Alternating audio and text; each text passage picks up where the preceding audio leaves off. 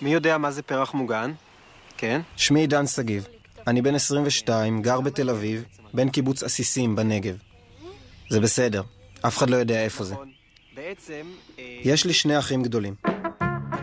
בני, בן 30, גר בצפון תל אביב עם החברה שלו חגית, שהיא סגנית אלופת ישראל בג'ודו נשים.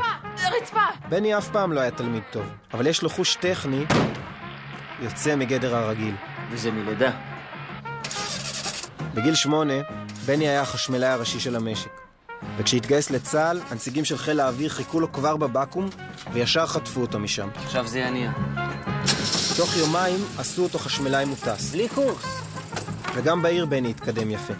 היום הוא כבר ראש צוות התקנה בחברת כבלים גדולה. אבא בני תמוך, אני הולך לצבע שטח! זה האח שלי הגדול אלון, בן 34 וחצי. בגיל 5 היה אלוף הנגב במרתון. בכיתה ח' לקח את אליפות אסיה בהורדות ידיים, ולפני הצבא ניצח פעמיים בצליחת הכנרת. חוץ מזה הוא חגורה חומה בג'ודו. שחורה! שני האחים שלי ואני עזבנו את המשק לתל אביב. אבל לא מזמן אלון קיבל תפקיד מסווג ביחידת המסתערבים בעזה. אז כדי לא לנהוג כל יום מעזה לתל אביב, הוא חזר לגור באסיסים על תקן של תושב חוץ. מה שאומר שבעצם הוא שכר שם. ההורים שלי, משה ולאה סגיב, היו ממקימי הקיבוץ, אבל הם נפטרו כשהייתי תינוק. שני האחים שלי ואני גדלנו לבד בקיבוץ, ונוצר בינינו קשר קרוב מאוד. קרמבו. היי קרמבו. מה המצב בני? מינוס 5,000 שקל בבנק. חוץ מזה? 94 מנויים חדשים בכפר יונה. עברת אצל סבתא? חיובי. דבר?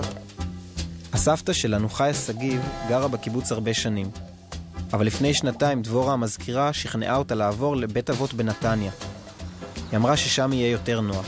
כולם שכחו אותי. כולם. אבל סבתא, הנה אני באתי לבקר אותך. אלון נמצא באיזו יחידה סודית. עידן מדריך בני נעורים. אבל מה עושה בני? מדוע הוא לא מבקר את סבתא? סבתא, זה בני. אני יודעת. זה החברה שלו העירונית, מרעילה אותו עם האגרוף שלה. סבתא, זה בני.